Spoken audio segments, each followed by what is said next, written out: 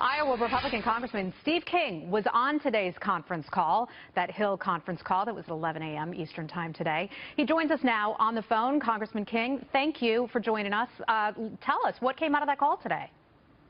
Well, I think within 30 minutes, Heather, there was stories up in the New York Times and the Wall Street Journal that I think, in your reporting, is fairly characterized a conference call.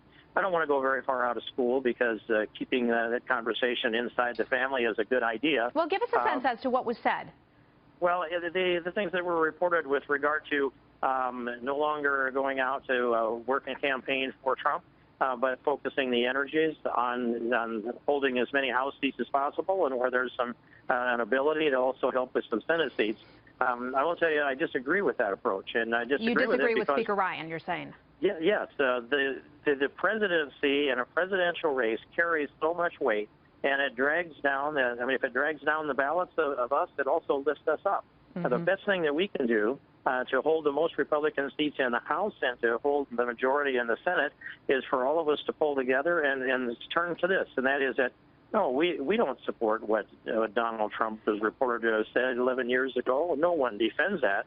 But we do support the platform and the policies that he has brought forward. That is the product of the Republican Party. Now, you were an early Trump supporter. I recall you and I having talked about this months and months ago. But what was the reaction from the other members of the Republican Party when Paul Ryan said, you know, hey, let's focus on controlling the House. Let's focus on keeping control of the House. I mean, earlier it had been talked about potentially focusing on the Senate. And now the fact that the House may be in play, I mean, that's something altogether different. Well, I mean, myself, I don't think the House is in play, and I do think the Senate is in play. But if the early polling said that Trump is down by 14, that is a temporary situation. And I would just guarantee, I would bet the farm that if Trump should lose this election, it won't be by 14 or more points. This race is much closer than that. That's reactionary. And here's one thing I would draw on. 4 years ago, when Todd Akin made the statement that he made in Missouri, some of the leaders in the establishment wing of the Republican Party lined up against Todd Akin and decided they would save themselves by throwing Todd Akin under the bus. And what happened was they lost that Senate seat in Missouri. But we happen to have been polling. And you think that is what Speaker Ryan's trying to do right now? Well, I think what's happening is it's not necessarily throwing under the bus, it's stepping back from. And I think that's clear in his language. And he made it clear that he's not withdrawing his endorsement of Donald Trump.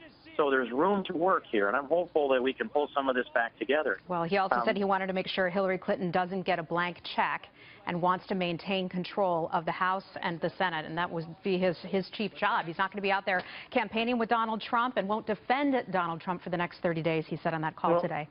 And Heather, here's what's important. Yeah. It is, are we going to secure the border, and restore the rule of law?